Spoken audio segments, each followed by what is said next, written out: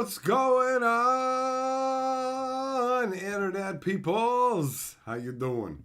What's up? Did you like in the intro when it like froze up? Did you guys think like, yo, why is this frozen? But I don't have a spinny thing or any of that going on. It's because I accidentally hit the keyboard. I just hit the keyboard and the space bar, and for a second I thought it ended the stream, and I was like, what just happened? And then I'm like, wait, is it just paused? Like, I got it back playing. Had a good chuckle at that. So let me grab the live stream link. I'm going to share that in the Discord, because if I don't do it now, I'm going to forget. My brain is cooked right now. It's stormy where we are. There's like a big, like, crazy wind warning, and it's nuts out there. You might even be able to hear it howling in the background. Howling, boy. All right. Let's see here.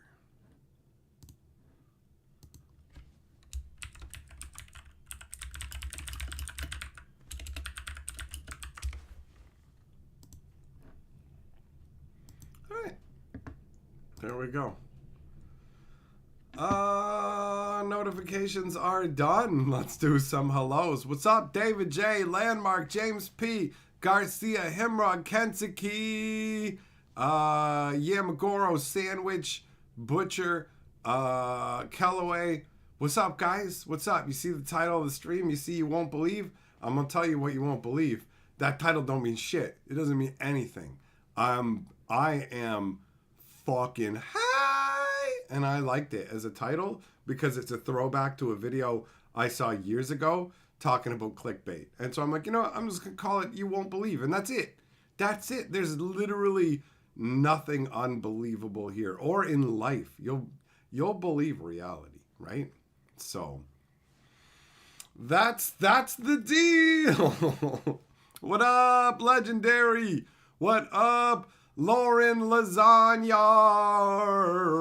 Hello, Billy Borb, 949. You've been demoted one level, Billy Bob. Ho ho! You won't believe it! So stupid. Hey, Millmaster, welcome to the hatchlings. Welcome to hatching. I've debated changing my membership names. You wonder why that just happened? Dun. You won't believe the reason, bro. You won't believe it.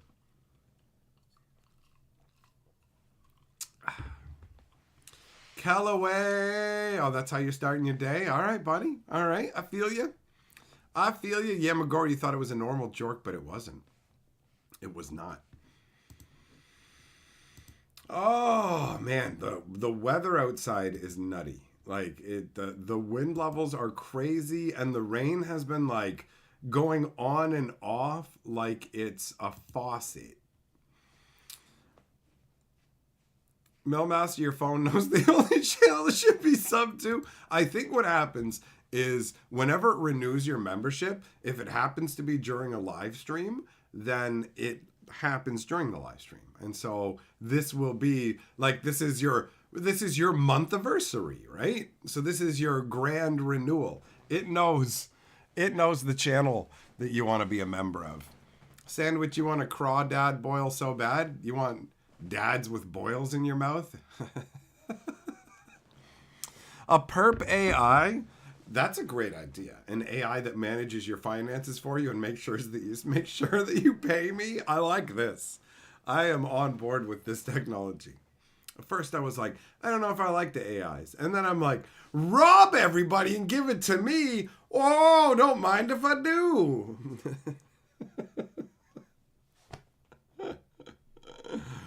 Oh, tried sorcery today.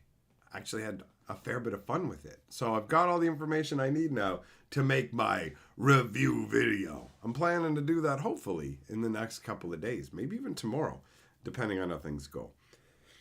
We shall see. What up, Ryan? How you frying? How you not dying? How you lying? How you goodbying? How are you tie-dyeing? Oh, I'm in a mood for some dumb nonsense, apparently. Ban Frias, what's the scoop? The scoop is I just clickbaited your entire butthole, bro. Because you're like, you won't believe it. But what you won't believe is that I have literally nothing of worth to tell you. Nothing. Nothing happened. Nothing's going on. There's no big scam skadiddle. It's all just nothing but a fiddle. And there's no fiddle even. You hear any fiddle music? You just got fiddle fucked. All right? So go buy a bag of fiddle faddle and skedaddle.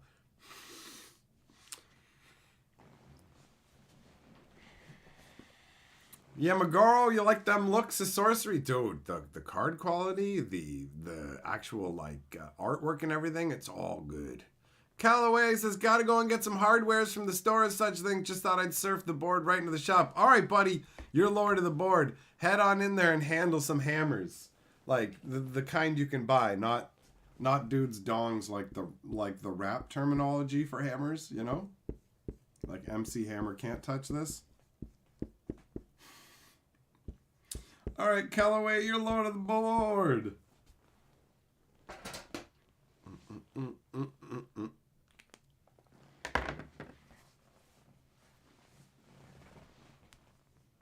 Dominic, you're developing AI to pretend to be Magic players that are happy with the state of the game. It already deleted itself. The majority of Magic players are just playing Magic and having fun with it. You realize that, right? Like, you realize that online, us all yelling, like, nobody's doing that in real life. You have to know this. You have to know this. You go into LGSs and everybody's just playing Magic. They're not, like, raging in the streets, man.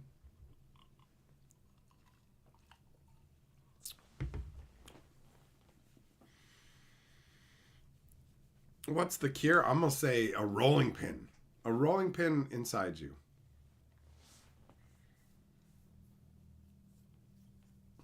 Yeah, Megaro, have you never heard that before, buddy? That messed with me for the longest time. I'm like, why do they call it a hammer? Why do they call it a hammer? And you know what? I'm not actually going to tell you because one day it just dawned on me. I'm like, I finally understand. It finally makes sense. But it took years, years from the first time I heard it for it to act. I'm like, oh, okay. It's ridiculous.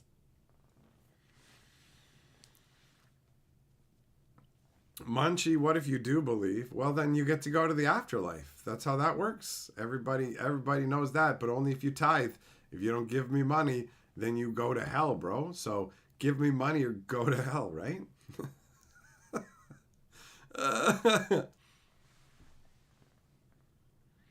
Dominic says, I know a lot of things, but none of them are relevant to this live stream chat. Am I supposed to say I have 30 Commander players having fun? That's blasphemy. That's it. Nobody wants to hear that. Nobody thinks you're cool if you just say you're having a good time. Nobody wants to hear that.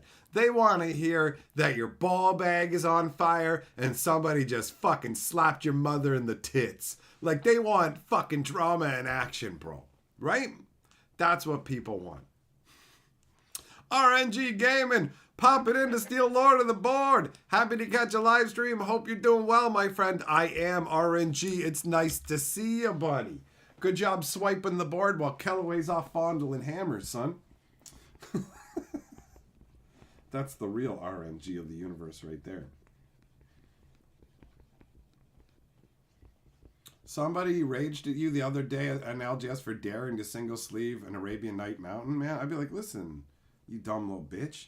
You don't get to tell me what to do with my cards. These are my cards. I don't follow you to your house and rage at every dumb decision you make, you clownfish. This is just a piece of cardboard. Get out of your own fucking asshole. It's a piece of cardboard from a card game that you don't even own, man. Like, seriously, I wouldn't listen to you tell me how to fuck your mother, let alone how to sleeve my cards. So you can keep your opinion out of both of those, because I'm going to go bang your mama tonight. I left my wallet with her the night before by accident. Right? Right? That's what I'm saying. Fuck you, they're my cards. I'll do what I fucking want with it. It's my property. Why do I gotta give a shit what you think? Like, suck it, Magoo bag.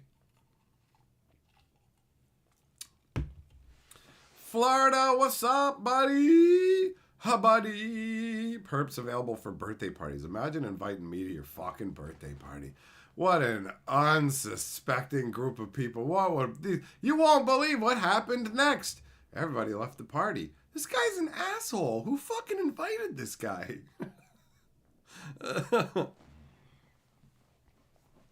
You told him you need all your cards to equivalently devalue. You should have just fucking licked your finger and been like, stick your finger under the sleeve and just start rubbing it. Ever watched a man lick an Arabian Nights mountain in front of you? You're responsible for this! This is on your head! And you just like fucking take it. You're like, how much money am I losing? This is your fault. Oh my god, this is an ancient magic relic.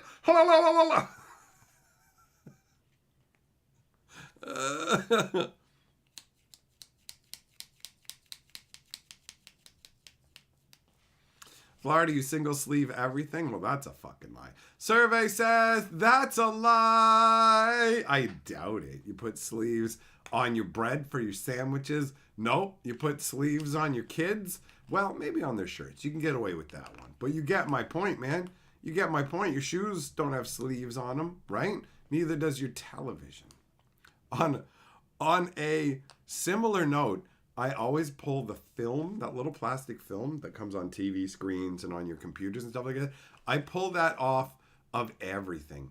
I do not, like, why do people leave that on things, bro? That's like having plastic on your couch. Why do you hate yourself? Don't have plastic on your couch. Like, what? Don't plastic sheet your own couch, man. That's supposed to be comfortable. It's bullshit.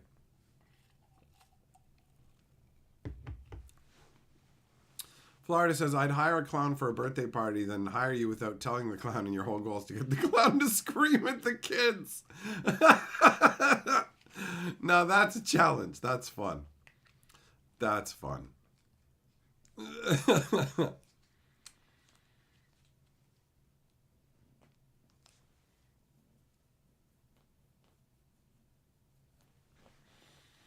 Yeah, no plastic on the couches. None of that. None of that shit, man. I'm not having it. I'm not interested in it. Nah. My fucking brain's cooked tonight, son. I'm fucking cooked. It's great. It's great, but I'm dumb. Your friend only thinks you have plastic on your couch because it goes on right before they get to the party? Wait, you have plastic on your couch? What are you, fucking incontinent?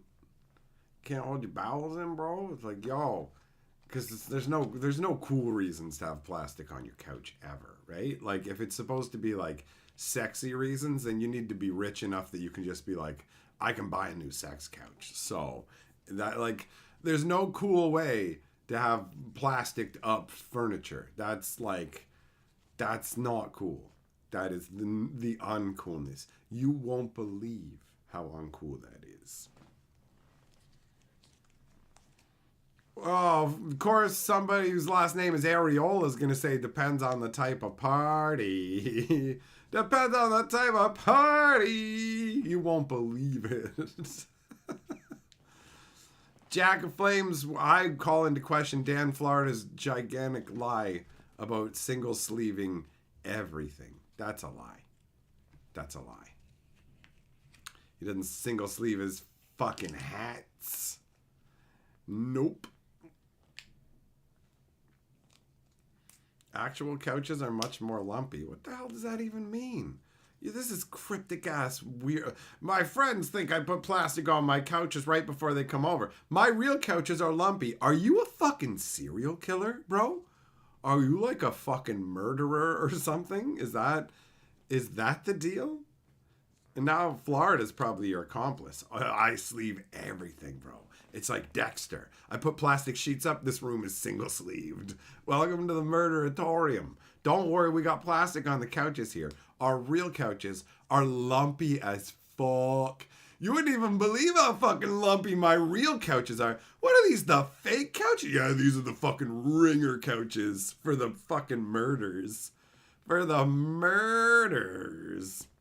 Sky Jones, what's good? Lots of things are good, but I'm not going to tell you about any of them. For no good reason either. Just arbitrarily. It's not even like I'm mad at you. I'm just arbitrarily not going to do it. I'm just not going to do it. I'm obstinate.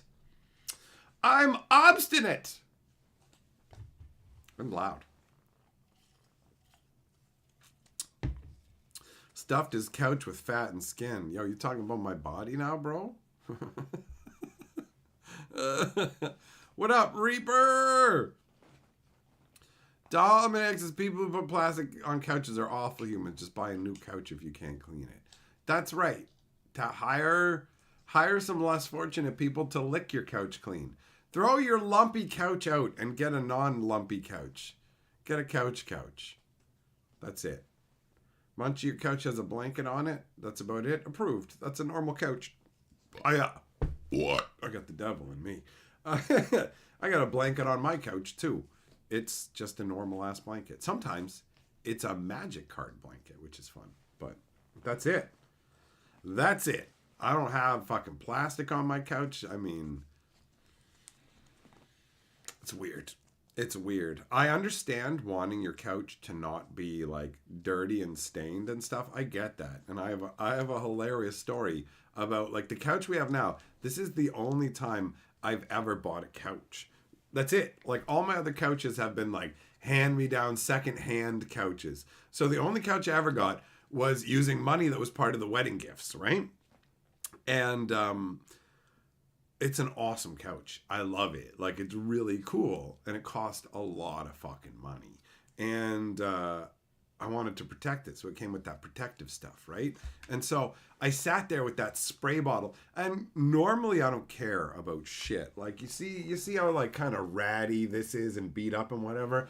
I don't get too fussed about stuff. I don't worry about it getting dirty or banged up or whatever. Because it's life and I'm fucking dirty and banged up. I'm really going to give a shit, right? But this couch was something different, right? This was something new and sleek and cool to me. And I'm like, I'm going to super protect it. So I took the protective spray. I read the instructions about the amount of time you're supposed to spread out between the different sprays and stuff. And like, I wasn't even going to let Carly sit on the couch at all for like the first 3 fucking days, right? Like nobody was going to sit on the couch. It was going to be like, wait until this all settles in. We're going to protect the couch right up. And so Carly thought it was cute and she indulged me, right? She didn't fight me about it, but she did go to work and make fun of me with her friends. Now you got to understand that Carly's disabled. And so her work is this, like, basically she works a little part-time job with other fucking little old ladies. So it's like she's just one of them. They're all just clucking away at me and how I don't want her to use, oh, well, let's wait until this couch is completely protected. Let's wait until it's completely protected. And they're making fun of me. And so I'm sitting there like, I thought about it and I'm like, okay, you know what? They're making fun of me. That's fine. That's funny. And I'm like, maybe I am being like too overboard with this and maybe I should just cheese it. Who cares? Like, forget it, right? She wants to enjoy the couch. This is literally something that's really cool. I'm stopping her enjoyment, right? By not letting her use it. So why don't I just let her use it? I'm like, we can use the couch. Why don't we can have dinner. Don't worry about it. She's like, yay, right? So we sit down to eat dinner. And this dinner is comprised of like meaty chunks with gravy on them. And I mean, the gods love a good joke and they love me. So Carly, first chunk of meat that she grabs, greasy, oily, gravy covered meat, falls the fuck off of her fork, slams right into the couch and just smears right down it. And I was just in my head like, oh, thank you, universe. This is amazing. I will never let this go. I will never let this go. I will harp on about this till the day I fucking die. I get made fun of for wanting to be cautious. I normally never care, but I go, maybe I'm being stupid. Maybe I'm being ridiculous. You know what? Let's go ahead. We're on the couch for like a fucking hot minute before there's oil, gravy, and grease on the couch. And I'm just like, In my head, I didn't even say anything. I just stayed stock still for a moment and started cackling in my head like, yes! Yes! Are you fucking kidding me? Oh, it feels so good to be so right. You made fun of me with your friends over this shit, and then you fucked it so hard. You fucked it so hard. It's like you made fun of me for not being able to walk, and then you got up to walk and immediately tripped and sprawled on the ground. It's that level of amazing to me. You want to mock me? I'm Nostradamus, bitch. I saw this coming. Like, it was awesome. It was awesome. Kensuke, you thought Carly was being fair there? Well, so did I. So did I. I ultimately relented and said, I'm being too ridiculous with this new couch. Let's let her enjoy it. And enjoy it she did by just getting crap on it immediately. And, I had my best day with that. I loved it.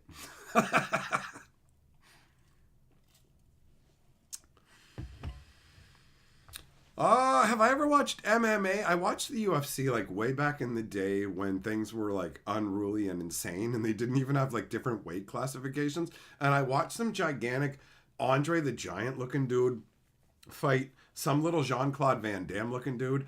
And the Andre the Giant dude beat the piss out of the Jean-Claude dude. Like, it was like, I think he was knocking his teeth out even. It was brutal. Just brutal and unfair. Like, so I saw that stuff back in the earliest days, but I don't know. I don't really care. Like, a lot of MMA stuff this day feels like, it's like, let's get two dudes in like really tight little like junk holding Speedos. And then we'll have them clamber about on top of each other on the ground, just doing gyrations on each other until one gets too fucking rigid with like engorged blood in his dong that he can't fight anymore and he taps out. So, like, watching dudes in spandex do the fucking bump and grind is not really, you know? It's like, that's what MMA is to me. Now. Before it was like, holy shit, this is the Wild West of crazy fighting. Now it's just like, it's something else, son.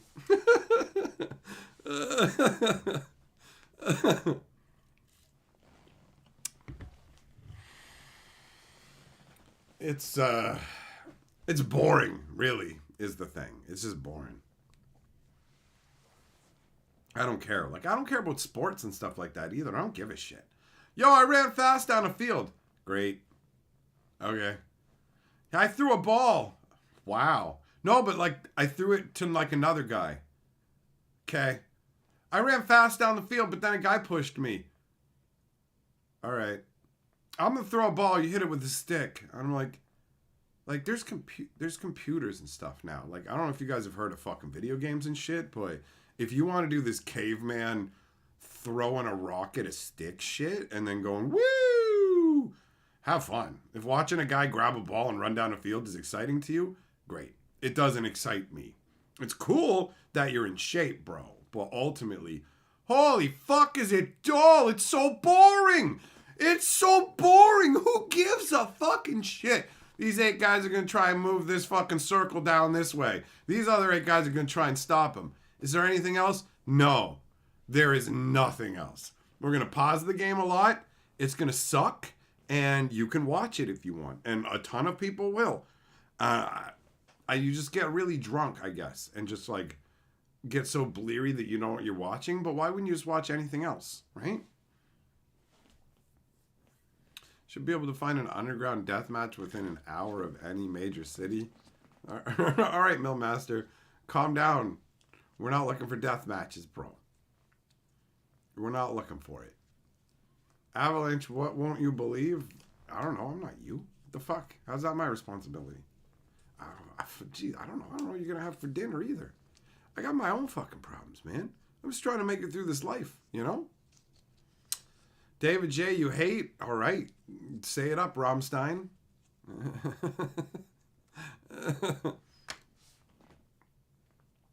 Start a fight club, yo.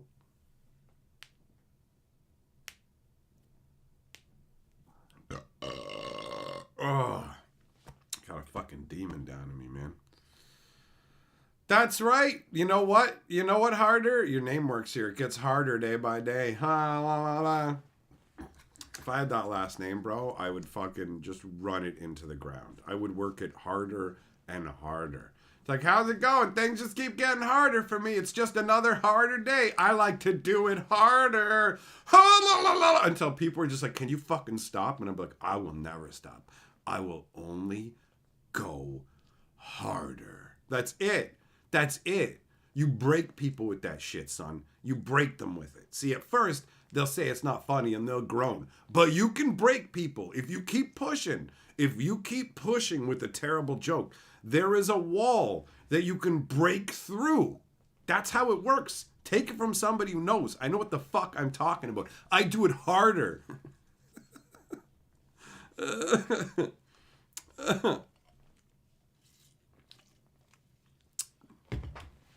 Petri, you're looking for death matches? I don't think you're even looking for regular matches, bro.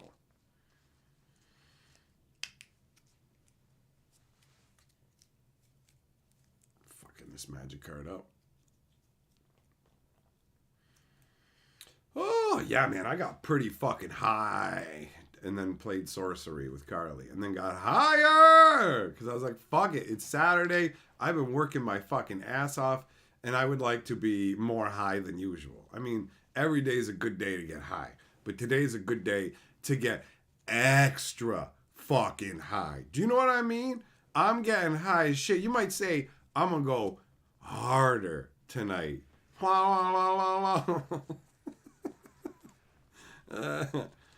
Reaper, I don't know your fucking new age kid shit doing fucking dabs and stuff.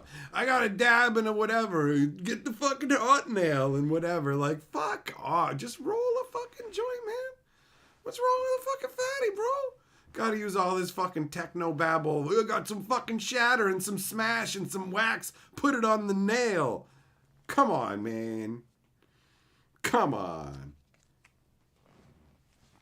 How's the learning curve on sorcery?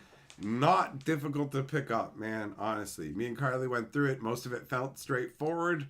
If you already know magic, yo. Legit. Legit. Do I have a day job? Yeah, it's called being number one stunner, fat dick, handsome boy. My day job is the same as my night job. Being an entertainer. Making content for the people. Constantly cranking shit out on 3 different YouTube channels. Killing it every fucking day is my day job. Being the most handsome motherfucker in magic is my day job. Being awesome all the time is my day and night job and my hobby too. That's how that works. This is my day job and my night job. I've been a full-time entertainer now for 3 3/4 years. Been doing YouTube for almost 6 years. Been a full-time entertainer for almost 4 years. Living the fucking dream! There's a ton of people who want to do this, but if you don't have the fan support, you fucking can't unless you get massive. If you want to be a full-timer, you gotta go big or you gotta have proper fan support, because that's where the majority of my funding comes from. People loving what I do so much that they support me on Patreon, channel memberships, all that jazz. Otherwise, this would be a part-time job, and who knows what the fuck my day job would be. Being awesome, obviously, but being awesome in a particular location.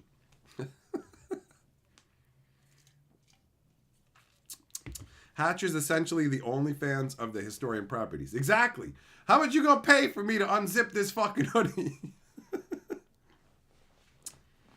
Reaper, oh yeah, if you're a hot chick, then you can definitely also, that is one, like, being funny and entertaining is one way to do it. Being smoking hot is another way to do it, right? That can definitely work. People will just be happy to look at you. Nobody's paying money just to look at me. Maybe after they've heard my glory. Hey, Millmaster, making them memberships rain! Thanks, brother! Appreciate it! Petri, you can't imagine me having to play nice with people in an office setting. I'm a delight to work with. My coworkers, pretty much to a T, fucking loved me. Some of them might not have initially, but they said, I remember some of them being like, I didn't like you when we started working together, but it didn't take long before I was like, bro, I fucking love you. Like, you're awesome. At first, when I heard you, I thought you were annoying, but then you started making me laugh and I loved it. So it's like, that's how it goes. I'm fucking super polarizing. My mom was trying to, like, she's like, you're like me, but like, people react to you a lot stronger. So it's harder for people to just be neutral to you. And I'm like, I know. I'm a polarizing personality. Either you go love or hate. But sometimes the haters go, oh no.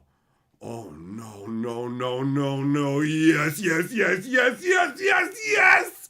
And then they just get on the train and go, let's fucking go. And as long as they weren't an asshole when they were being a hater, I'm like, welcome aboard. And if they were an asshole when they didn't like what I was doing, I go, haha, fuck you. You're never going to be welcome here. You can suck the entirety of my dick. I'm glad that you I did that to one troll. One troll came to a stream and he started fucking with me. So I started having fun with him. I literally started having fun with him so he would enjoy himself and brought him around until he's like, yo, I really like it here. And I'm like, oh, that's great, man. Like, you genuinely enjoy what's going on here. And he's like, I do. And I'm like, perfect. Because fuck you, you're banned. You'll never be welcome here, bro. I just 1984'd you. I made you love Big Brother before I put the bullet in the back of your head. Get fucked. You'll never be welcome here. You're a piece of shit. I never liked you for a fucking second. I wanted you to know what you're missing. Die alone, bitch. Like, I used to be a hardcore prick to trolls who came in. But the thing is, some of them like attention, whatever else. But literally, I was just like, I made the guy happy to be there and then went, from the top rope, get permafuck, dickhead. Right? I don't do that shit anymore. Trolls don't get any attention. I'm like, no. Fuck, go away. You don't even get to be part of the game. That's not how it works. Joseph Areola, just to take over the board. That's the attitude right there. That is the fucking bloodthirsty attitude I like to see. For no other reason than to dominate. You are Lord of the board. Make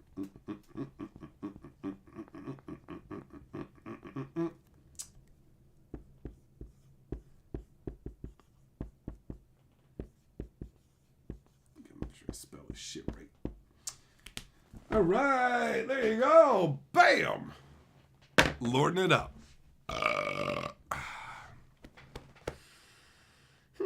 Yeah, I normally get along with people in places that I work, though. So I don't like somebody, I don't act like an asshole to them. The thing about me is, when I really dislike somebody, I tend to be exceedingly polite. And just like, I'm going to interact with you as little as possible, and I'm going to be very polite. You're not going to get any of my jokey roasting, because fuck you.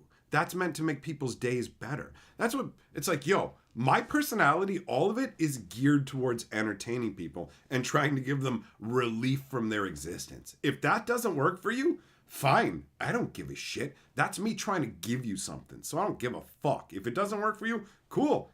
I don't need to do that. I can be very, boom, we can be very business-like, polite, and that's it. And I'll be fucking having fun with other people, and you can go fuck yourself, right? I've done that. There was one guy who pissed me off at work, and like I literally fucking shut him out. I was like, nah, fuck this. You don't get to talk to me like this, man. And so like eventually he just came to me. He's like, I'm sorry that I talked to you like that. Please just like, please, can we go back to how it was? Because I was just exceedingly polite, but also very just curt and brusque. We're done. Forget it. You know what I mean? Like, I will interact with you the absolute minimum required to get the job done. And that's it. Like, I can be super fucking chill. I usually am. I'm easy to get along with, unless you're a fucking dickhead and you try and fuck with me or anything, in which case, get fucked. Rosala, what's up? The wind? Yeah, we got the crazy wind going on here too. It's insane.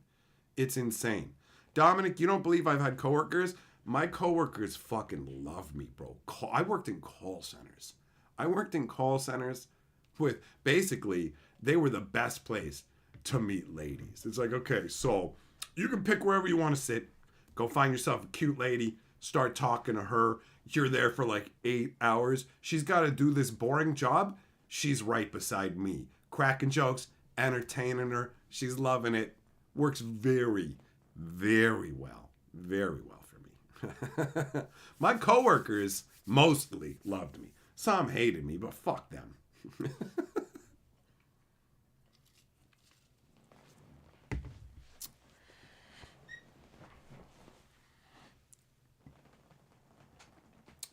Yeah, Reaper, there's tons of call center action going on in St. Catharines, bro. I worked in a number of them. They those places suck. Part of why they worked for me is I had the whole office space mentality of I genuinely don't give a fuck, and I would just fuck around and was really good at what I did anyways.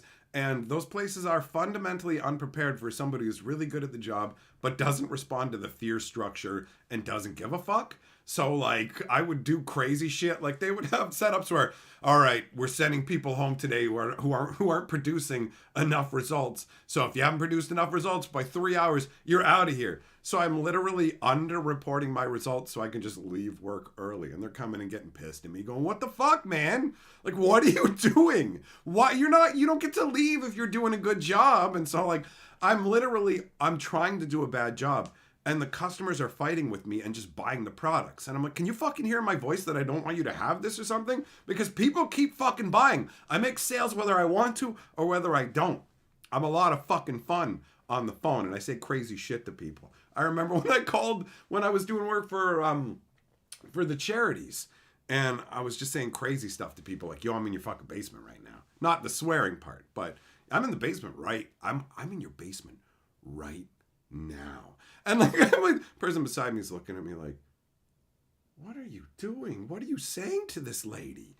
And I'm like, "That's right." And I'm like, "Oh, what's that? You want to double your pledge, ma'am? That's so generous. Thank you so much." And Buddy's looking over at me like I'm just talking shit and then watches me punch it on. He's like, "You just tell that bitch you were in her basement?" I'm like, "Uh-huh. Yep. She fucking loved it. She loved it. Said I was going to come up out of the basement, give her a big fucking hug." All this shit. I fucked around all the time, man. Oh, but yeah, those places suck. Fucking hellholes. Hellholes. Dominic, you had a lot of extracurricular activities after work or on break. Oh, I was fucking stoned all the time there, man. I got fucking high as hell. I remember the one day I was having a bad time, wasn't feeling good. And I went to Buddy, who's in charge, and I'm like, "Yo, I gotta go. I feel like trash. I gotta go home." And he's like, "Nah, we need you here, bro." He's like, "Just go over to the park. Just go over to the park. Come on back." Legit, the guy in charge of the place, and this is before it was legal, is going, yo. Just go over to the park, get high, come back, hit those phones. And I'm just like, no. I'm leaving. Fuck that. I'm leaving. I am leaving. It's funny. Those places work well when you just like scurry in fear for what they try and make you afraid of. "We're going to take your job away." But it's like, but I hate this job. And it's nothing special. So who cares if you take it away from me? But it worked on so many other people. I'm like, all you're going to do is make me do a job search for an equally bad job. Like, this is nothing.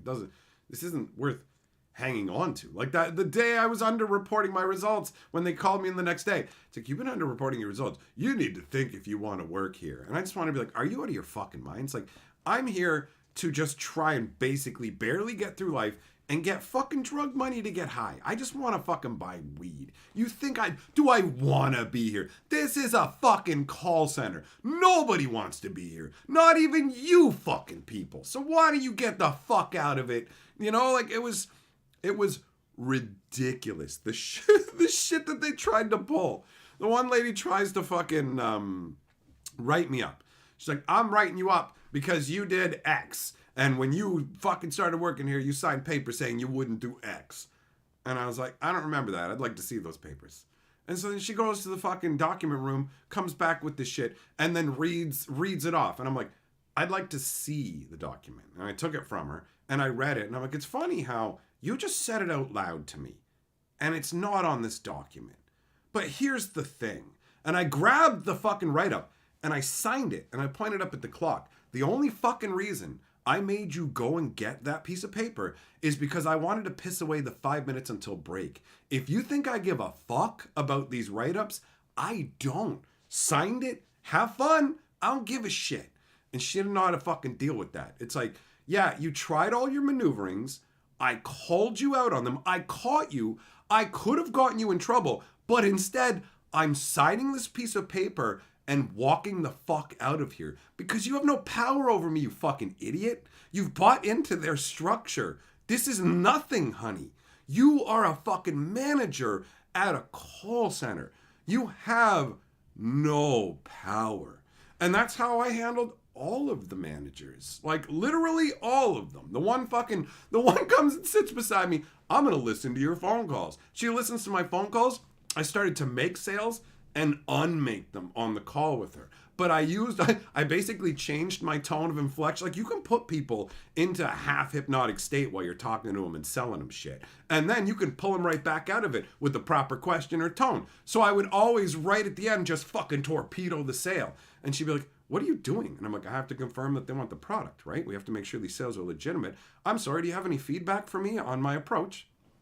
And she had nothing she could say. She watched me murder sales in front of her as I don't give a fuck. And that's what I did every time any manager at any call center tried to exhibit any power over me. I remember the one who was just like, Mr. Hatcher, where were you when I went to the washroom? And I just said, excuse me? And he fucking leaned in. He's like, please don't do this to me. Please don't do this to me. And I'm like, you never fucking talk to me like that. And then I just walked by him to my seat. I don't give a fuck, bro. Don't you understand? You're not above me. These motherfuckers tried to get me to take these management jobs, but I'm not stupid like you. I'm not going to take a fucking quarter, a 25-cent raise an hour to be in charge of a bunch of idiots at a fucking hellhole and grind their souls down. Are you out of your fucking mind? You took this shit job in the hell pits. I don't give a fuck. You have no power over me. The one manager's doing her pre-shift, like, not about as far away from me as that wall is, right? And I'm like, I'm talking to this fucking hot chick trying to pick her up. And the manager's like, Hatcher. I turn around, I'm like, yeah? It's like, do you mind? I'm trying to do my pre-shift. And I'm just looking back at her like this, and I'm like, do you mind? I'm trying to pick up. And I turned back to the chick and kept talking to her. And that chick's whole team laughed at her. Trying to use me to exert your authority, and I will fucking ridicule you in front of your people, you dumb bitch. I will undermine you in every possible way because you literally have no power. You can't take anything from me. Go fuck yourself. I had managers who were in charge of me go to other people and go, please help me. I don't know how to deal with Hatcher. Because you fucking can't deal with me. I do what I'm going to do. You need to fuck off because I'm doing my job. I do my job better than most people. I don't need your management. Lick my taint, you worthless fuck. You know, like, Dominic says, what if I was your manager and I didn't like how you treated a customer? What would you say to me? I'd say, suck the entirety of my ball bag, Dominic. Suck it all. Suck it all. You know what happened, man? You know what? Managers never came to me and said, I don't like how you treated a customer. Because I always treated the customers fine. I wasn't a dick to the customers. And if I was like, I remember sometimes I had to deal with people calling in from fucking bookstores, from chapter bookstores. And I dealt with this one numpty fucking idiot who, she's helping somebody who ordered a fucking textbook. This textbook's supposed to come with the CD-ROM. It didn't. So they sent it back, got a replacement. The replacement didn't have a CD-ROM.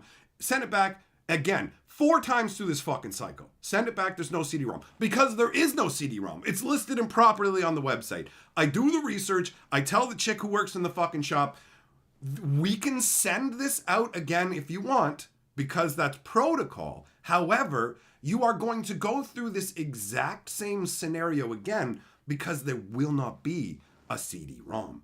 And I explained it to this fucking idiot in no uncertain terms.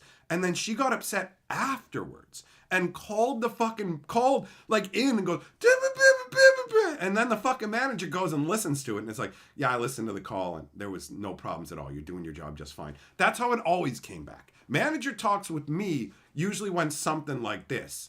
You're hitting mute on your phone calls. But when you hit mute and go, this fucking idiot, I can hear you on other phone calls. So, yeah. You know, somebody will be saying some dumb shit. And I'll be like, I'll be happy to help you with that mute, you fucking moron. But see, the people right beside me with my voice can hear that, you fucking moron, blasted out into theirs. So, like, that manager, honestly, she was the only manager I never gave any problems to because she literally never gave me any problems. Her attitude was always like, yo, I can't have you swearing through this because they're going to bug me about it. That's it. Like, she never came to me to flex her power. It was never that. It was literally like, I don't want these guys on my ass So as long as you're not doing anything that puts these guys on my ass, I will leave you the fuck alone. So she left me the fuck alone almost always. And we got along great. You know? That's how it works. I'm a great employee. I'm a great producer. But I am a fucking obstinate, stubborn fuck. And if you try and manipulate me or control me, especially when you don't have any actual power over me, are you fucking kidding me? Fuck off, man. I remember the one manager, like, had to go at me because I used the word chick. She had to go at me because I used the word chick, and it turned into this fucking thing. So I ended up just acting like I had massive levels of fucking anxiety and apprehension about even working at this place anymore because of it. I was like, if you want to play these fucking games with me, I will. Not only did I get that shit involved where she got it talking to, I was talking about it in different parts of the fucking call center with a bunch of other people, and it got back to her too. It's like, no.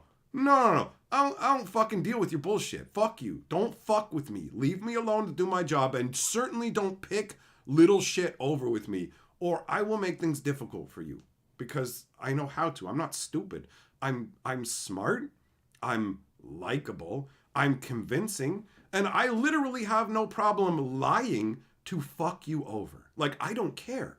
I will lie to these call center management like I actually give a fuck about what you said, and that I don't know if I can work in this uncomfortable environment. Like, if you want to play these stupid little games, honey, we can fucking do it, you know? And lo and behold, after that, she never fucked with me, right? That's all it takes. They want to feel like they have power. And as soon as you demonstrate to them they don't have power, they don't know what to do. But I'm the manager. Yeah, can you manage to fuck off? How about that? How about that? I remember the one time, the chick I was with was living in Toronto. So I was all on my own. And there was another lady at the call center. It was really nice. So this wasn't like anything about a relationship. We weren't hooking up or anything like that. She was just like, I know you're alone. I'm just going to, every once in a while, give you a hug because hugs are good for you. It was a very wholesome thing. Like, she was not into me, but she liked me and she just wanted to make sure I was doing all right. So, like, I remember the manager chick got all pissed off about it at one point. She was being all fucking pissy about something. And I'm like, Aaron, I need my hug. And the manager's like, Aaron, you stay there. Nobody leaves their desk. And I just took my headset off and I'm like, don't worry, Aaron, I'm coming to you. And I just walked over and got the fucking hug. Went back to my desk, giving the chick who's like the manager chick who said nobody's going anywhere a look. I'm like, fuck off. You know, like, I remember going up to the manager and explaining, like, I go up to her and I say, here's what's going on. This and that. And then she responds to me in such an infantile way that I walk off going, it's like dealing with a fucking child, right? And then she comes back to me afterwards, like, apologizing. It's like, how the fuck do you even get into this position, man? You know, like, it's crazy. It's crazy. These little fucking, like, power seekers who have no real power at all, just the tiniest little bit, and they wish to wield it. And as soon as you show them, like, they have no power, they don't like it. And they just go, well, I'm going somewhere else then, because I want to feel like I actually matter and I'm doing something, not like literally I'm having no effect. Or I'm like that, the fucking effect on that chick when I just signed the piece of paper anyways, I don't give a shit. You know what I mean? Like,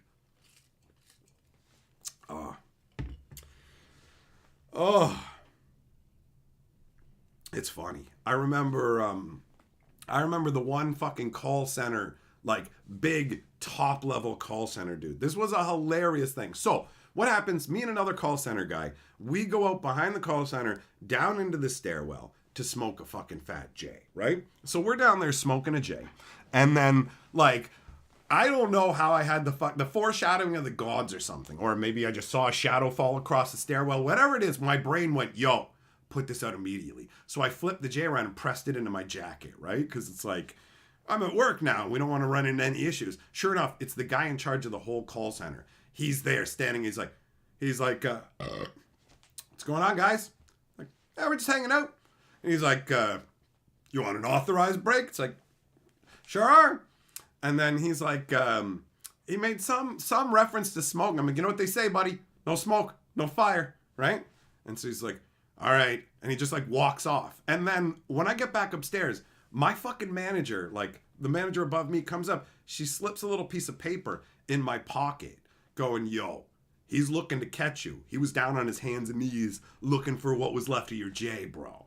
And I was like, For real, for real. Okay. So the other guy I'm with is panicking, right? Because he gives a shit about his fucking job. You know me. I don't give a fuck. So he comes up to me and he's like, yo, here's what we're going to do. We're going to say that we did it because my dog died. And I'm like, no. Here's what we're going to do. We're going to say we didn't do it because smells don't mean shit. So we didn't do it. And he's like, yeah, it's a good plan. I'm like, okay, good. Right? So then I sit there. I'm taking my calls. Buddy who's in charge of the center comes up and he's looming over me, but he can see I'm on a call. I'm making a sale. So he has to go and get the other guy. And then he comes and gets me. And this guy wants to be a cop, right? So he's like, he brings me into the room, right? And he brings me in alone. Never do this. And call centers always have somebody backing you up. That chick with the signed paper, all of it, whatever. Always have somebody backing you up because otherwise it's your word versus another person's word. And that can lead you into problems, which he found out later on. But, it didn't, I had a wide-eyed moment from him at the end of this, which was pretty funny. So he basically tries to do the, like, I'm going to get you to confess kind of thing. So I go into the room with him and he's like, what's going on, Mr. Hatcher? And I'm like, what's going on, buddy? I mean, I said his name, but I'm not going to say it here. I'm like, what's going on, buddy? And I like lean back in my chair, like 2 legs up in the air, like I don't give a fuck, right? And he's like, I'll tell you what's going on. I find 2 of my agents out back. You're both non-smokers, and there's the smell of marijuana in the air. Are you going to try and tell me that came over from the park? And I just looked at him and was like, I didn't smell anything. And then he's just like, I assume you're smart enough to know I can't search you. And I just like looked at him. And he's just like, I can't have my people coming to work not knowing where they're going, blah, blah, blah. And it just turned into one of those like trying to berate me after I wouldn't admit to it. And then after we fucking leave the room when we're walking out, I say to him, I'm like, yo, did Buddy really say that we did it? And he's like, well, you just did. And I'm like, well, man, if you want to play games like this, I could have said me and him were fucking making out back. And you found us playing grab ass and freaked the fuck out. So do you want to play this game? I can just say that you straight up fucking hate gay people and caught us making out. And if you think I won't fucking say it, if you think I won't say it and that he won't go along with me, you're fucking crazy. And his eyes just got wider and wider as it clicked into his head. It's like, yeah, no, you don't want to play games with me, son. You don't want, like, he would give goals to the whole call center. And he would be like, we need to hit 60% of this number to go home early. And I'd be like, that number's 63%. Drop it by 12. And he dropped the fucking number down a little grumbly. And after that fucking shit where it was just like, I could just say we were gay. Whenever he never wanted to be alone with me. In the bathroom or whatever, he looked visibly concerned. It's like, yeah, don't play games with me. Fuck around and find the fuck out. Do you know what I mean? Like, I can do this job. These people all want to play games and feel powerful and all this other shit. It's not going to work on me. I don't play by the normal rules. Everybody else does what you expect. I ain't gonna. I'm gonna fuck your shit up.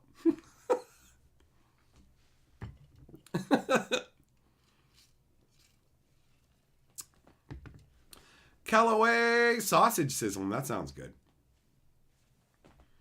Damn right, Reaper. I had a reason. I don't mess with people who don't have it coming. That's it. I play fair, but, you know, by my own rules. Yeah, it's just, what are you going to do? What are you going to do, right? So, I'm not somebody you can manage. The best thing to do is to just leave me to my own devices and benefit from the fact that I'm exceptionally good at whatever I fucking choose to do.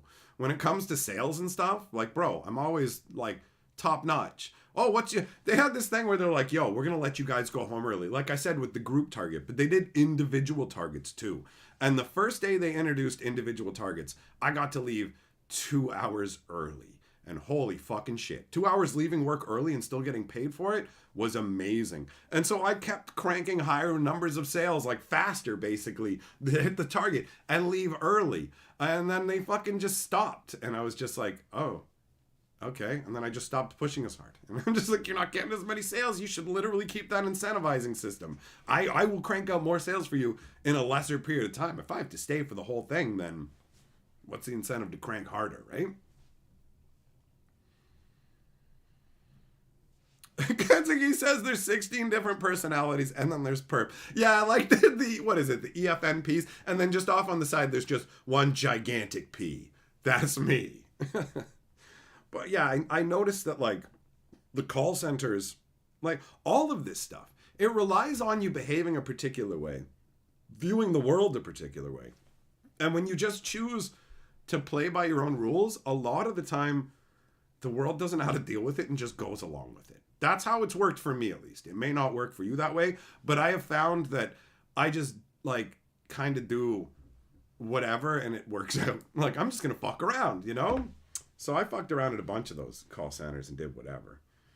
Ultimately being a fucking underachiever working shitty jobs.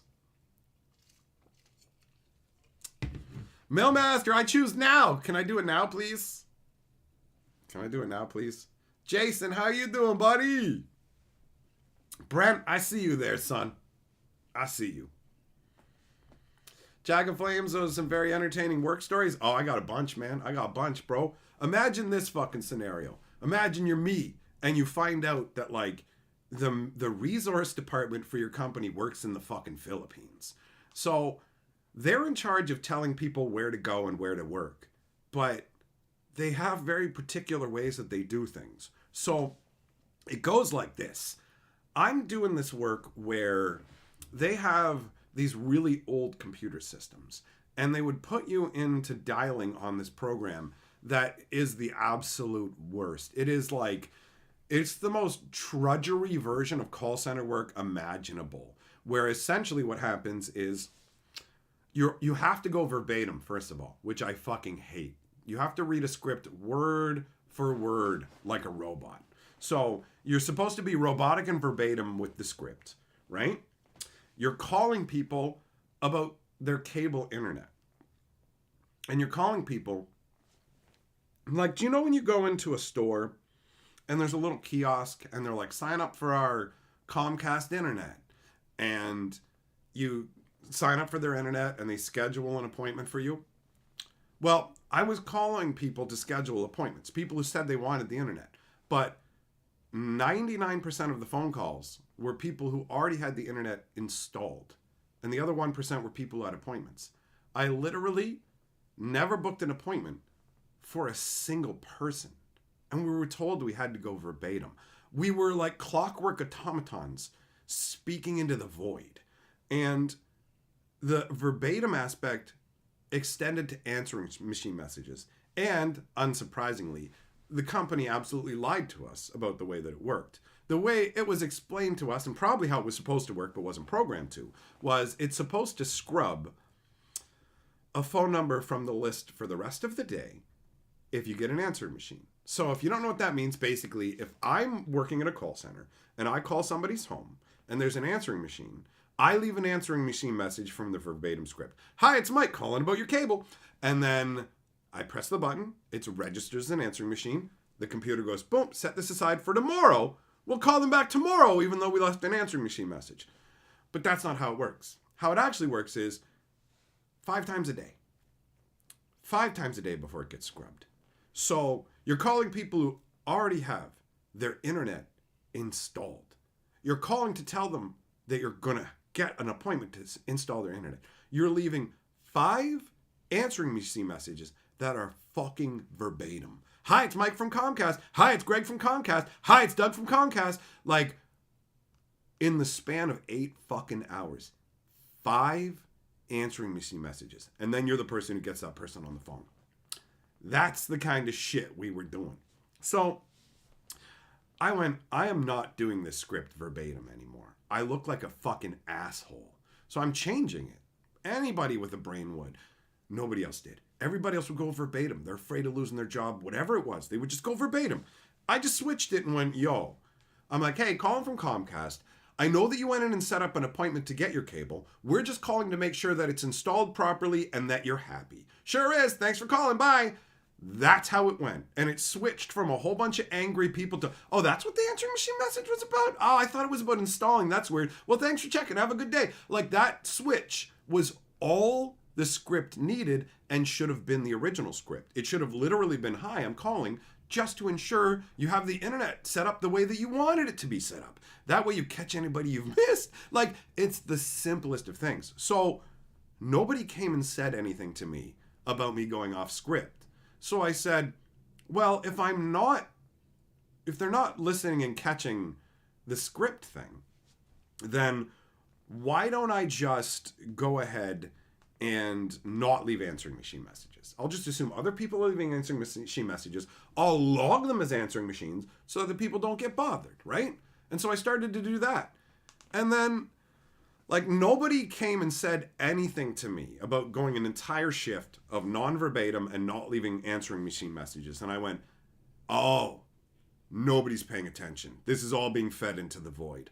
Well then. And then I took my fucking headset off. Like, I shifted it slightly so it wasn't above my ears anymore. And I literally stopped talking to people. I just would let it I would have a phone call in my ear and I'd be reading a book, just going like this. And sometimes you get somebody, hello, hello, hello. And I'd be like, oh, hang up on them, let it dial another number, just go back to reading. And I'm like, oh, this is so anytime. Like, I only got to do this when I got called to do Comcast. And the way these call centers worked is they tried to balance your hours. Like, oh, you're doing this company, but we have too many people working on it. So they would call you from the Philippines and tell you to go into Comcast. But they would call specific people based on their stats and send them over. Or they would just call whoever was open at the time, right? So I would sit there going, please call me and put me in. And then after a little while of waiting, I'm like, what if I just, when I see other people going into it, what if I just go in myself too, like I was told to, even though I wasn't? So then I just started to log into Comcast when I saw other people were logging in, and nobody said anything, right? And it turns out as well that the people in the Philippines couldn't call you once you logged into this old system. They could call you on the new system, but to get you out of the old system, they had to call your manager, get your manager to find you and tell you to get out. But here's the thing. My shift started at 4. My manager's shift ended at 5. So in that time frame, they fixed it later on because they weren't willing to leave it like this, but it was a glorious time where my manager was actually only there for an hour a day. And she was that manager who never gave me problems. She was the one who would literally just be like, bro, I can't have you swearing.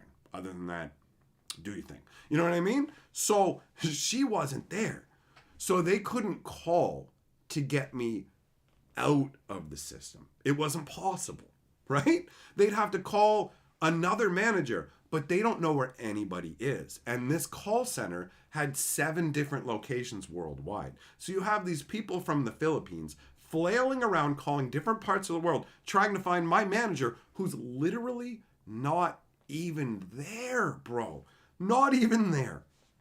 So what's the next progression, friends? What's the next progression? The answer becomes, well, why wait until you're called to move into this? Why not just move yourself into it? Why not just move yourself into it and not take phone calls? And that's what I did. I would go to work. I would log in to this shit I wasn't supposed to be logged into. And because I was logged into that, my stats weren't causing any problems anywhere else. I was like a ghost. And I was literally, I'm like, how does she not notice that you don't hear my voice speaking for long periods of time? Like, how is this possible? But lo and behold, I'm able to get away with that. So what's the next step, logically, friends? If you can walk in and log yourself into a computer system, and you don't actually have to say anything on the phone calls, and you don't actually have to leave any answering machine messages, I put the question to you, do you need to be in the call center? And I have an answer for you. And the answer is, unsurprisingly, no, you don't. So I literally went into work, logged in, left work, went home, met my fucking dealer, grabbed a sack of ganj, rolled a big fat blunt, smoked it, went back to work, right? And I did this multiple days in a row.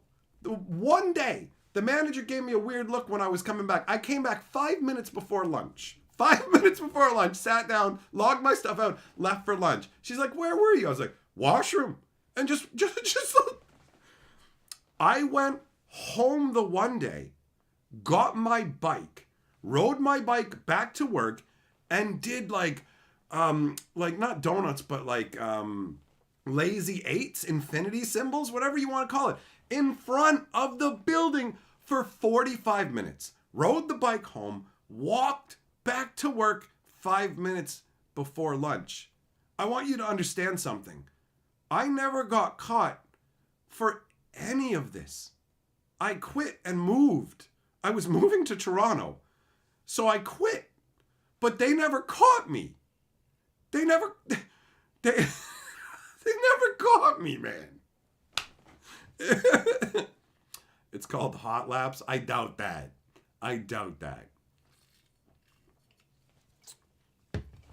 You had a coworker taking photos of customers' accounts? I've never seen that. I do know somebody, or like, I don't even remember his name. I worked with somebody who, we were doing credit cards. It was like Capital One or something like that. And the guy that he called got really lippy and happened to live in the same city as us. So fucking buddy took a can of spray paint, went to his house, and spray painted on his driveway, Capital One rules your ass. Like, you know.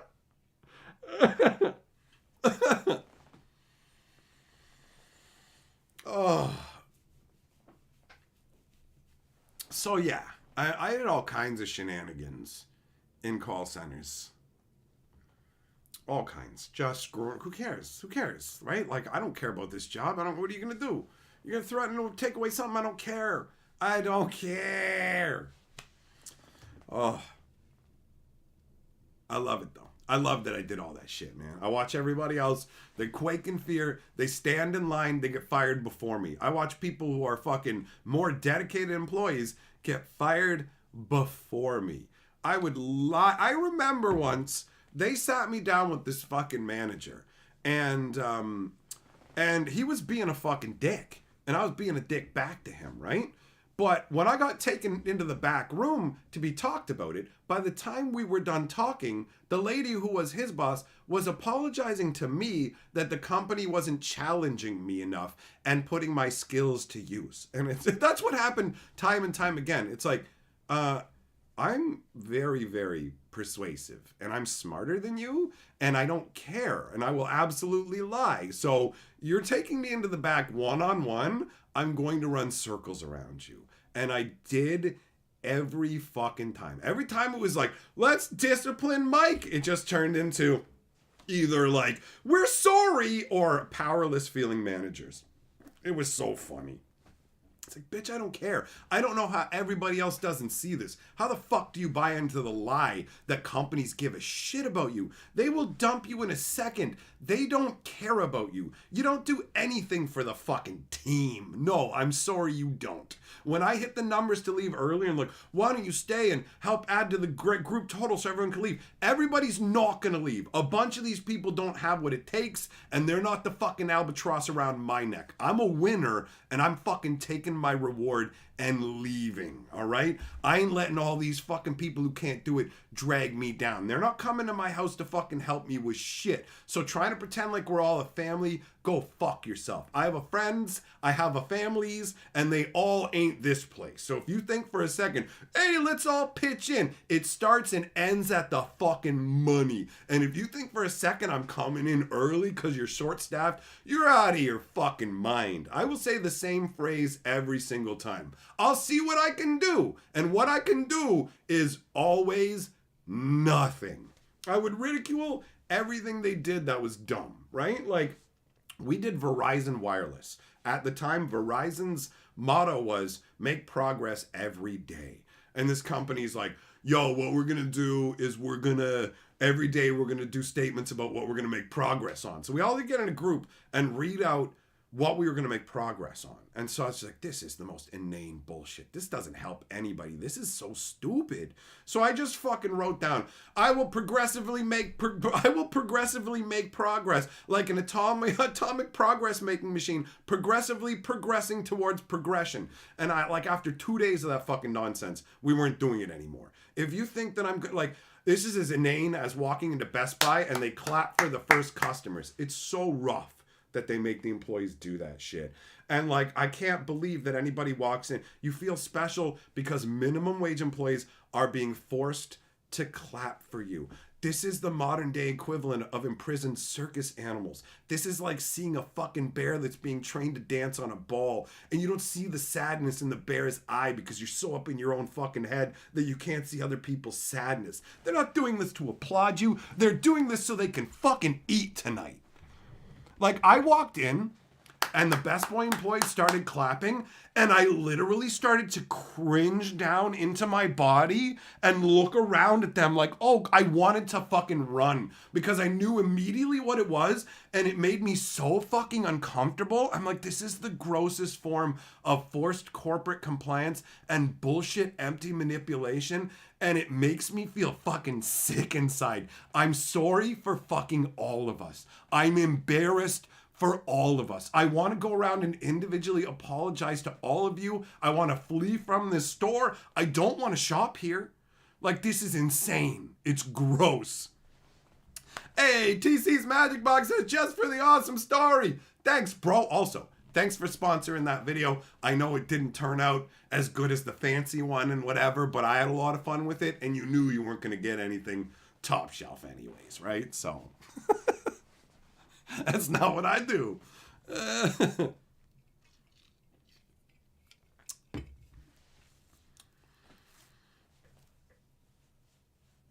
Bernie, there you go. That's it. Just have fun with them. Keep your distance. Do whatever, man. Don't be a plug, right? Reaper, yeah, the family stuff's a lie. It's all one way. It's all one way. Millmaster, you love chanting and open when you worked at Fry's. Was that wrong? Nope. If you enjoy it and everybody enjoys it and it's something you actively, like, genuinely brings you a feeling of camaraderie, that's cool. I have nothing against that. If it's genuine and you enjoy it, awesome. There are some people who actively like those kind of things. More power to them. But I didn't get that impression from any of the employees in the Best Buy. And I'm not stupid. Do you know what I mean? So any like blatant attempt to like manipulate me into feeling good about consumer shop, like, I came here to buy an appliance. Why are you applauding me? Do you know what I mean? It's absurdity. It's absurdity. Executioner, you try and be friendly with your coworkers. It's a good way to do it. I am exceedingly awesome to my coworkers in terms of I spend my time trying to imagine getting to fucking hang out with me for 8 hours.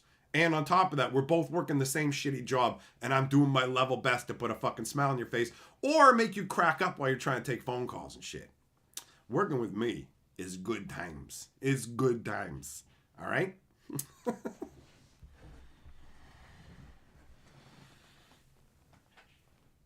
Dev, all right. If I need somebody to forklift it up, I will know who to call on, man.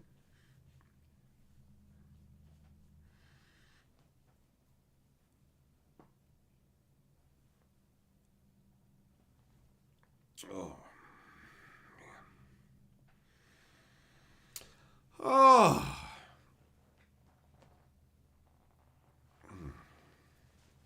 It's the stretching portion of the stream. Get ready to do your yoga and your yogurt. Oh, yeah, baby.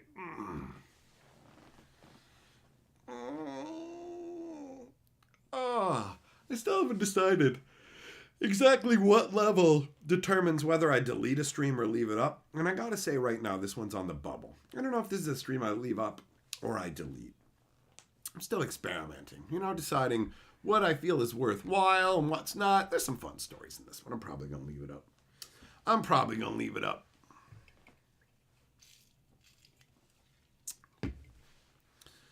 Dominic, need another employee, bro. Like, you know, nobody would want me as a fucking employee now. Are you kidding me? I got my own job doing all this shit. So that means I don't have to be there for the money, which means I don't have to tolerate anything from anybody at all, which means I'm going to fuck around and act up and do whatever the hell I want. It's not, I would not make a good employee, bro.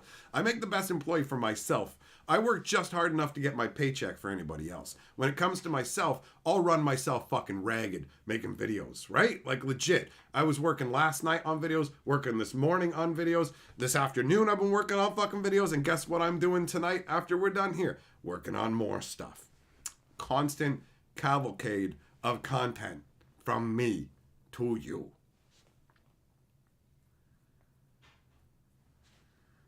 Oh, Rosala, you got a show going on. Ryan, leave it up. Good stories. Yeah, boy.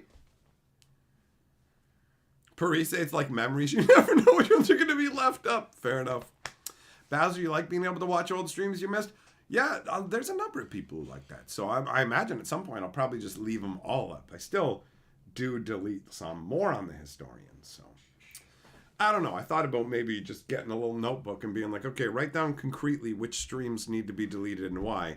And then it'll just be a quick reference. Is this a stream where you're unhappy? It's like, I didn't go off about like people in the comments annoying me. That I don't think there's anything in this stream that I feel like will annoy me later on if I leave it up.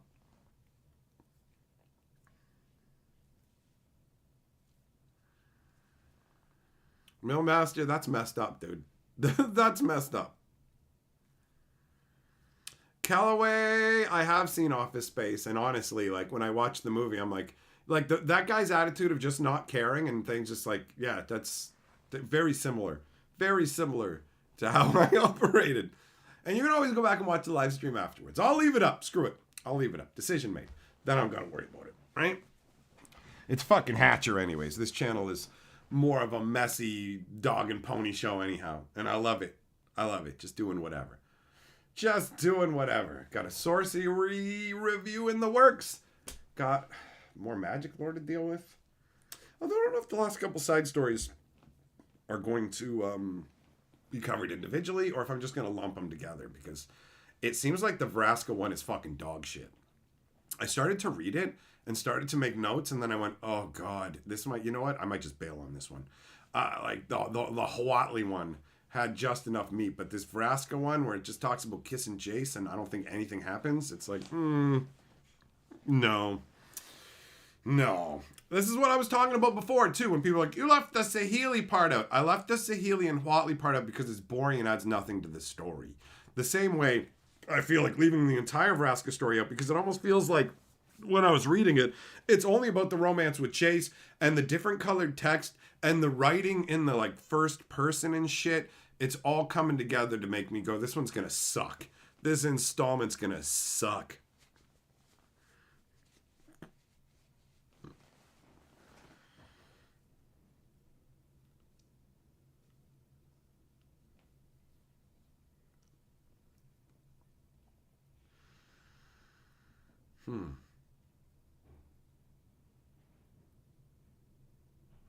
No, you're not going to say that. I got some fun news of something that happened yesterday, but I realize it's going to be more fun if I put the footage of it up somewhere on Twitter, on my Twitter or my Instagram, so you can actually see what I'm talking about, because it won't be up on here.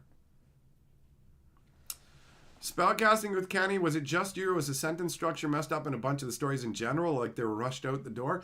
I'm just waiting for some... Yes, absolutely. If you want to know how rushed it is, go read the story about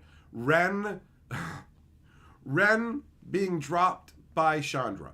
Ren's dropped by Chandra and then lands on the floor. After Ren has landed on the floor with a thud, she is then caught mid-air by a member of the Mirren Resistance. I had to read it 3 times. And then I said, Carly, listen to this. And I read it back. And she was just like, how do you catch somebody who's already on the ground from falling? And I said, yup.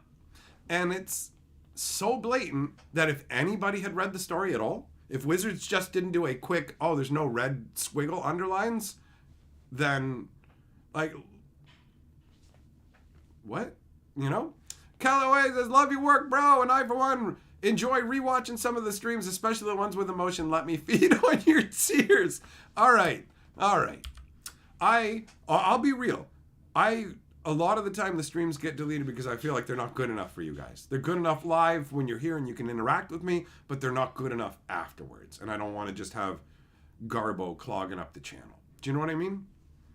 But this channel is more of a junk drawer and channel anyway, so who cares? Maybe I'm just being too full. I definitely am too critical over my own shit. I would give other people way more leeway. I am very critical of what I do.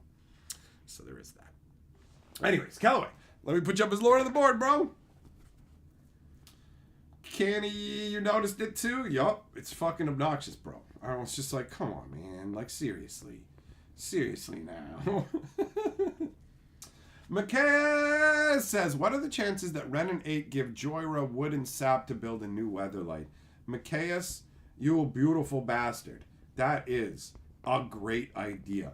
And pretty clever. So I'm going to go ahead and say the chances of that are absolute zero, because Wizards doesn't have the capability to come up with lore that awesome anymore, right? They can't even make it make sense anymore. I'm left just going, what? Strixhaven's in danger, so Liliana, who knows about the most powerful spell, doesn't go and get it, even though everything... Why did I put 5? I was supposed to put 15, but it's actually $14.99. Probably because I'm thinking about the story at the same time. So you got Liliana, right? Super powerful. And she could go and get this spell that's very needed, and they'd have plenty of time to cast it. And they don't. And they say Liliana's up there defending the plane with their army of zombies, but they don't show the zombies until the very end of the story when she summons them up from under Strixhaven. Her eyes flash, and she summons up the zombies. And then it's just like, but she already had all the undead. And the students are like, running. But you already saw the undead, and you're dealing with these Phyrexian horrors. And why did Elephant Boy have to sacrifice his life force to this spell that could have just been activated by anybody else? They would have had plenty of time overall. Oh, just now so that his life force can be fed into it for whatever reason. So you go, yeah, and his spark ignites. Okay, that feels earned. It feels like it makes sense. He just arbitrarily did it. Like, it's a Phyrexian invasion. There's tons of ways to torture him and have his spark ignite. Did you have to do it in a harebrained way? Of course you fucking did. Of course you did. Oh, we're gonna send these students down to get the most important spell after literally every professor has been converted into a Phyrexian. How long have you let Phyrexia do all this before you bothered to go look for the most important spell? Why did you wait so long to go for the MacGuffin? Why do you send 5 stupid children to get it? None of this makes any fucking sense. Any sense. Let me get this straight. Phyrexian oil can corrupt elder dinosaurs. Okay, so it can corrupt elder dinosaurs like Atali. Phyrexian oil can corrupt elder dinosaurs like Atali. So it probably would, I don't know, be crazy if you got a little drop of oil inside an elder dinosaur's mouth and, oh wait, there's Atalpa biting off Atali's head. Getting a big fat, full mouthful of Phyrexian oil. Like tons of it. Just chug it on down. And not going to be completed. Not even close. Phyrexian oil will complete you in a second if the story needs it. And just doesn't do anything if the writer doesn't remember to make it do anything. The story is fucking asinine in a lot of ways. Today's installment had a lot of good parts. I got most of the way through before I said I found the dumb. I found the dumb. Because there's always dumb. There's always dumb. Macias, why are you asking it again when I answered you already? You put it in the super chat and I answered. Now I'm confused.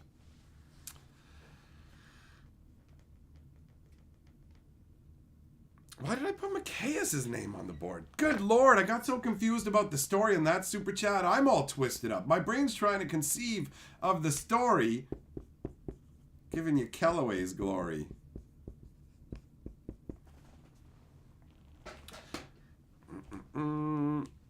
Macias, you must have missed it. What did you do? Do the super chat and run away from your computer? Tell me this answer, Papa. And then ran. I'll leave the live stream up so you can scroll back. Your idea is too good, is what I'm saying, bro.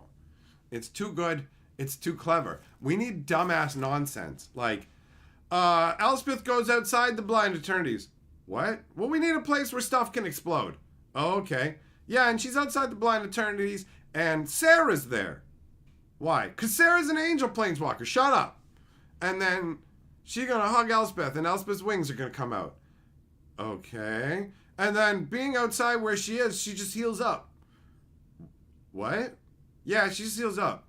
And then, like, Sarah also has, like, multiverse powers where she freezes time on the entire multiverse and also highlights the people who are most important, like blinker markers in a video game. And it's like, Sarah the Planeswalker died fucking 4,000 years ago. Oh, I can't even. And, like, I'm telling the story, and I'm, like, doing the best I can. But they want that to be an epic reveal moment. And I was just like, I can't even end the story on this, bro. Part of the reason I did the two-parter was like, I can't end this on, and it was Sarah! And it was Sarah! Like, oh. It's not a cool moment when it's stupid and it doesn't make sense. Yeah, 90 exactly. Go here to complete quest. Are you sure? Are you sure you're going to do it here? I froze this moment to highlight how important it is. I'm highlighting these people, but are you sure you're going to pick this moment that I'm very strongly indicating is the most important moment in the multiverse now? Yeah, I can't go save my other Planeswalker friends because I got to stop Norn. Gets to where Norn is. Can't kill Norn because I got to go save my Planeswalker friends. It's more important than Norn. Oh, wait, I do have to fight Norn. Oh, wait, no, I don't. And it's just like, they're like, Norn summons up armor made out of all the bits of Phyrexians. But Elspeth uses her light magic and blasts a hole in the shoulder of the armor and leaves a smoking crater behind it. But then Elspeth wants to stab Norn, and the only place she can choose to stab her is in the shoulder because it's the only place that has a hole in the armor. And it's like the story is ignoring that Elspeth put the hole there. You can't have your, oh, and then Smog, the fucking treasure fell away from Smog's belly, and the arrow went right in that one little fucking weak spot that showed up at the last minute, because that's not the same, it's not the same thing. It's fundamentally not the same thing. Like, fundamentally not the same thing. Elspeth was the one who blew the armor away. It's like if the guy who's firing the arrow at Smog had the ability to blast away all of the protective treasure off of Smog whenever he felt like it. You don't have to target that area. You can target anywhere. And then when you look at the artwork they give us for the story, it shows Elish Norn without that armor at all, because it never happened, getting stabbed right here. Not in the shoulder, right here. Okay. Right? It's dumb. It's dumb. There's cool elements, but it's dumb. You know? It's aggravating how dumb it is. It's written by somebody who doesn't give a shit, and it's just cramming words onto a page to get paid by wizards. And the people who have to read it afterwards don't give a fuck either. So you just end up with, yeah, that's right. Oh well. What are you going to do? I'm just going to complain about it. It's getting fucking warm in here, man. Oh. Carly said the heat cranked for a while. I realized now I can hear it, and now I'm feeling it. Oh, I said before, how much would you pay to see it? And then I did it for free. I don't even know how to do. I don't even know how to do the internet tantalizing. Maybe if I like get some water for this wood shirt.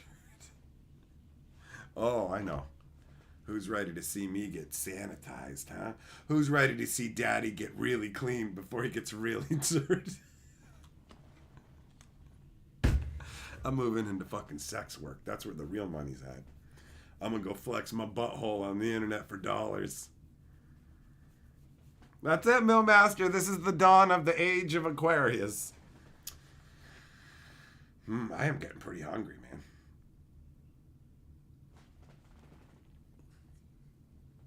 That's right, Jack of Flames. No more Mr. Nice Guy. No more.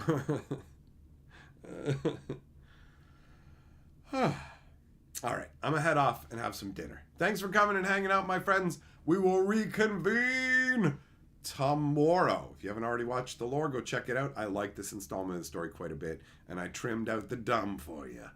Trimmed it out. All right? So, I now descend into the waters, bereft of life.